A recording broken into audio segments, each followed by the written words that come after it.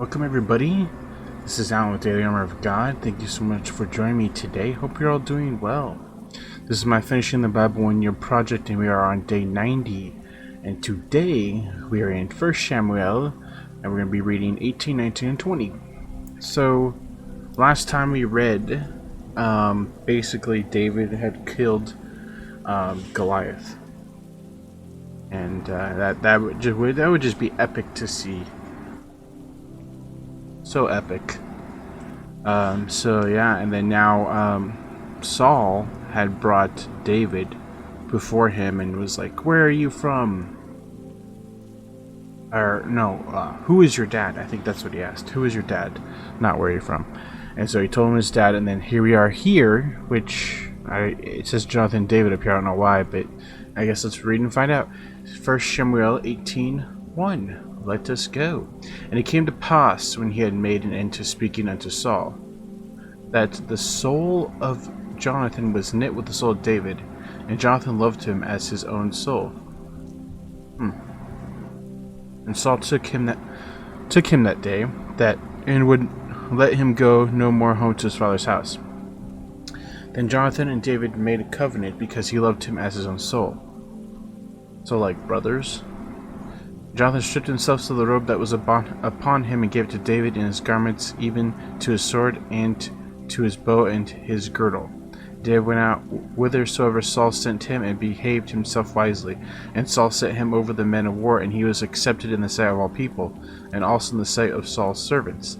And it came to pass, as they came, when David was returned from the slaughter of the Philistine, that the women came out of all cities of Israel, singing and dancing to meet King Saul with tambres and with joy and with instruments of music. And the women answered one another as they played, and said, Saul hath slain his thousands, and David his 10,000s. And Saul was very wroth, and the saying displeased him. He said, They have ascribed unto David 10,000s, and to me they have ascribed but thousands. And what can he have more but the kingdom? And Saul eyed David from that day and forward. Eyed David. I know what eyed means, but what does it mean in this sense? He eyed.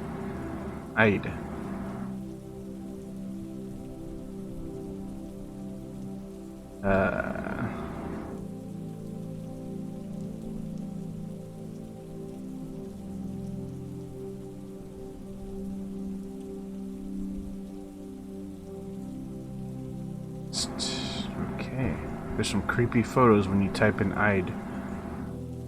Creepy photos. Anyway, I wish I would not have typed that. That was creepy. And Saul eyed. I don't know. Maybe he was. Well, it said up here he was very wroth, so he was angry.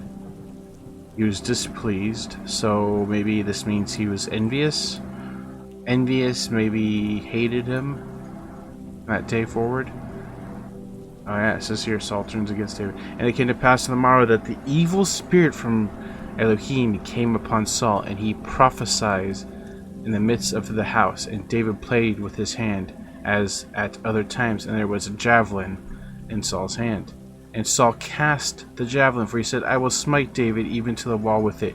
And David avoided out of his presence twice. Wow. And Saul was afraid of David, because Jehovah was with him, and was departed from Saul. Therefore Saul removed him from him, and made him his captain over 1,000, and he went out and came before the people. And David behaved himself wisely in all his ways, and Jehovah was with him. Wherefore when Saul saw that he behaved himself wisely, he was afraid of him. But all Israel and Judah loved David, because he went out and came in before them. And Saul said to David, Behold my elder daughter Merab, her will I give thee to wife, only be thou valiant for me, and fight the Lord's battles. For Saul said, Let not mine hand be upon him, but let the hand of the Philistines be upon him. And David said to Saul, Who am I, and what is my life for my father's family in Israel, that I should be son-in-law to the king? But it came to pass at the time when Merab, Saul's daughter, should have been given to David, that she was given unto Adriel the Meholite to wife. And Michal, Saul's daughter, loved David, and they told Saul, and the thing pleased him. And Saul said, I will give him to her, that she may be a snare to him, and that the hand of the Philistines may be against him. Wherefore Saul said to David, Thou shalt this day be my son-in-law in the one of the twain. And Saul commanded his servants, saying, Commune with David secretly, and say, Behold, the king hath delight in thee, and all his servants love thee. Now therefore be the king's son-in-law. And Saul's servants spake those words in the ears of David. David said, Seemeth it to you a light thing to be a king's son-in-law, seeing that I am a poor man and lightly esteemed? The servants of Saul told him, saying, On this manner spake David. And Saul said, Thus shall ye say to David, The king desireth not any dowry, but 100 foreskin of the Philistines, to be avenged of the king's enemies. But Saul thought to make David fall by the hand of the Philistines. And when the servants told David these words, it pleased David well to be the king's son-in-law. And the days were not expired. I'm confused.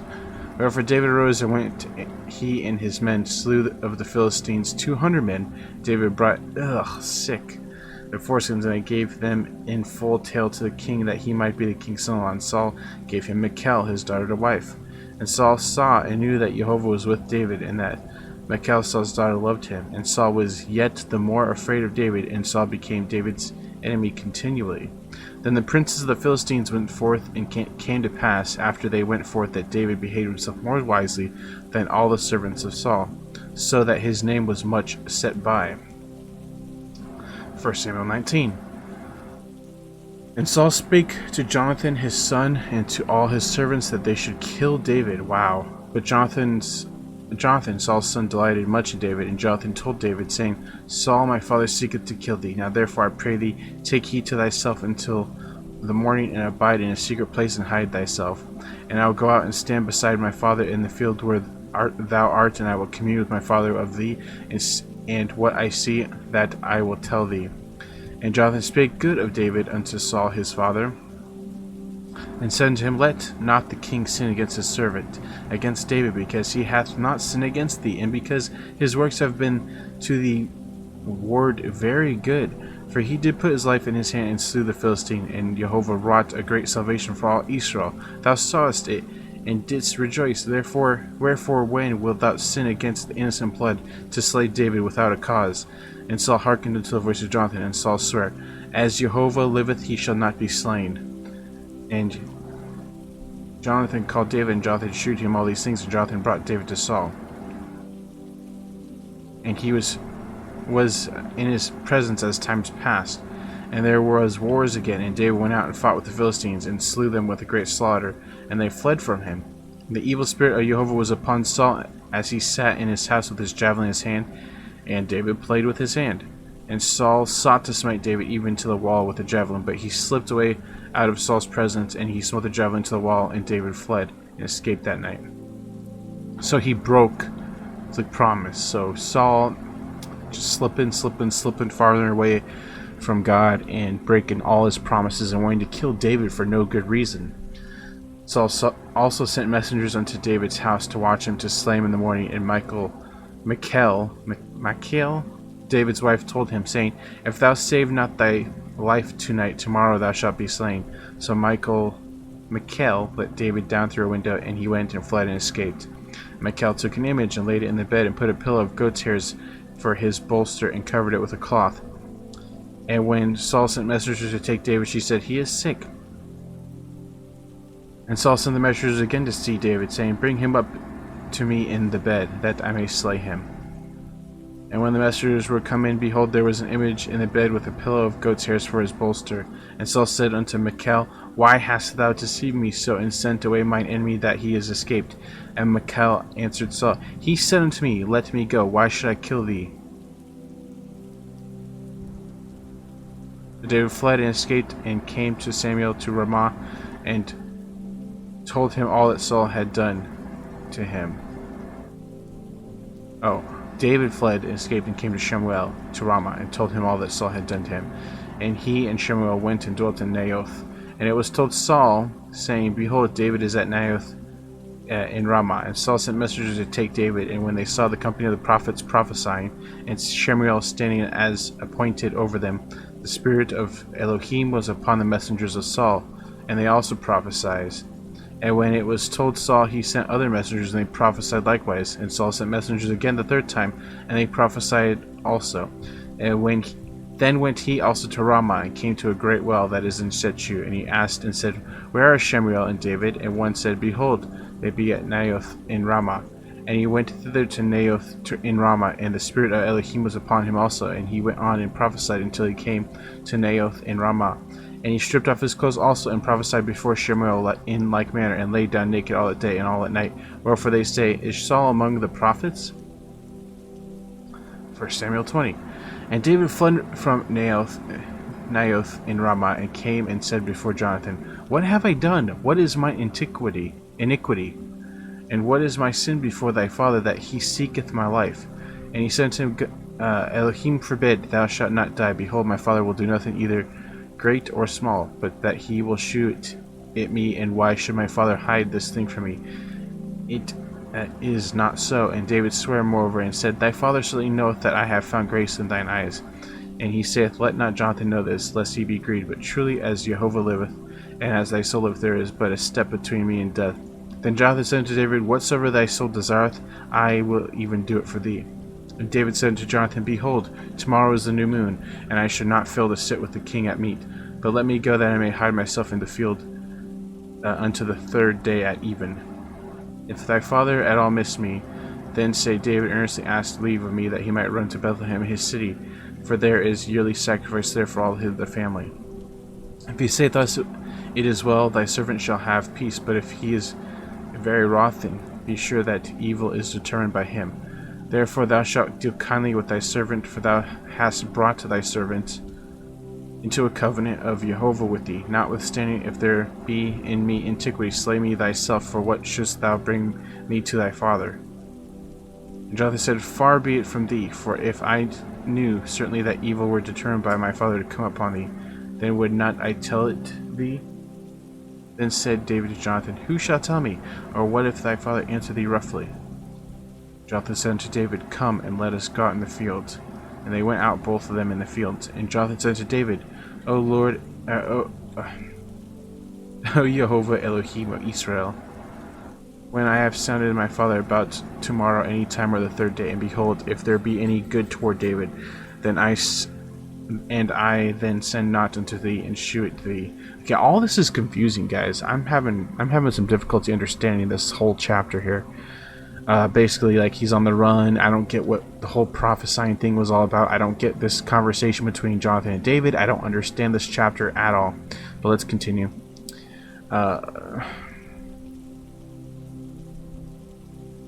And Jehovah do so much more to Jonathan. But if it please my father to do thee evil, then I will shoot thee, and send thee away, that thou mayest go in peace, and Jehovah be with thee, as he hath been with my father. And thou shalt not only, while yet I live, shew me the kindness of Jehovah, that I die not, but also thou shalt not cut off thy kindness from my house forever. No, not when Jehovah hath cut off the enemies of David, every one from the face of the earth. So Jonathan made a covenant with the house of David, saying, Let Jehovah even recover it at the hand of David's enemies. And Jonathan caused David to swear again, because he loved him, for he loved him as much as he loved his own soul. Then Jonathan said to David, Tomorrow is the new moon, and thou shalt be missed, because thy seat will be empty. And when thou hast stayed 3 days, then thou shalt go down quickly, and come to the place where thou didst hide thyself, when the business was in hand, and thou shalt remain by the stone at Ezel.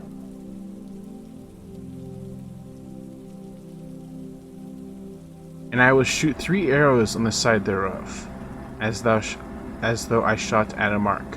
And behold, I will send a lad, saying, Go, find out the arrows.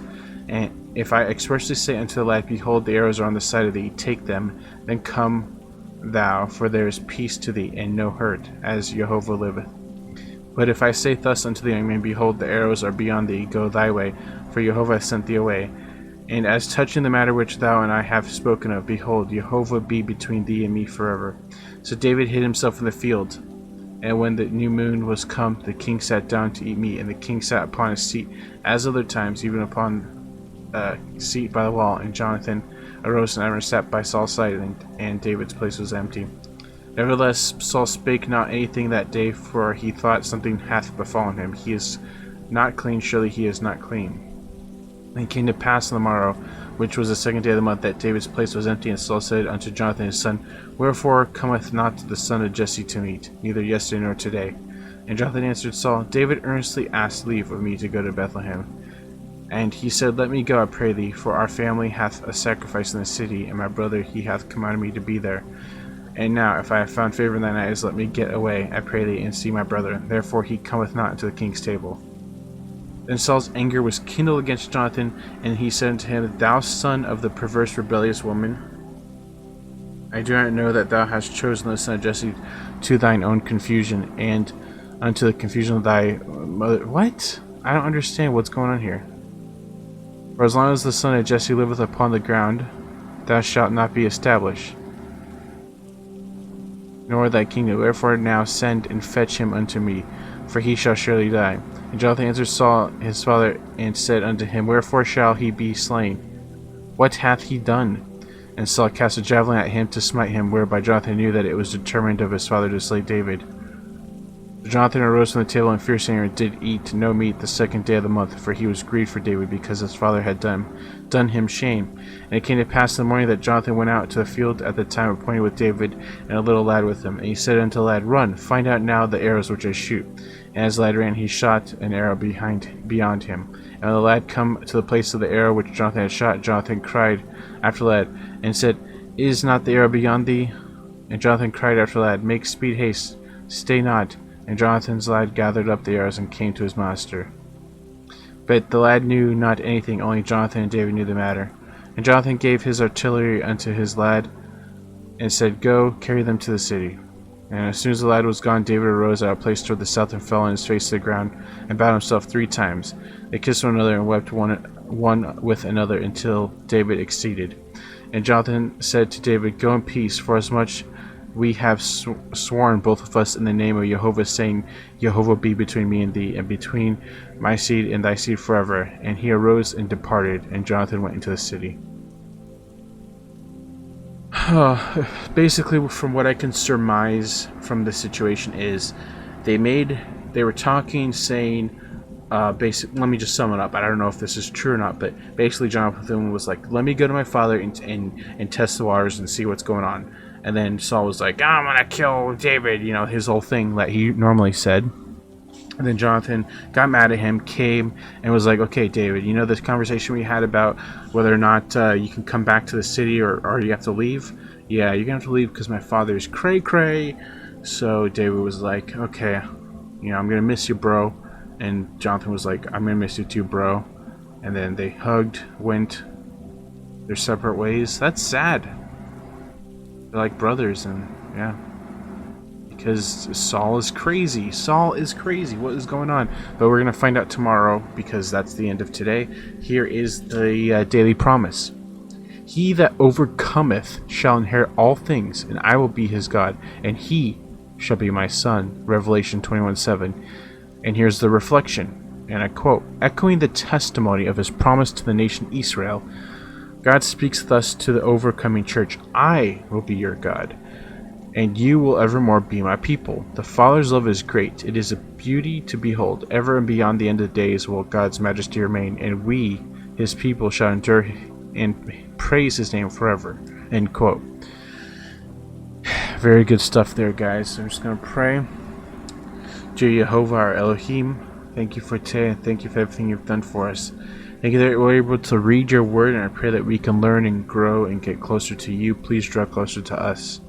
Thank you again for everything you've done for us, everything you're doing for us, and everything you will be doing for us. In your precious holy name, our Jehovah, our Elohim. Amen. Amen and amen.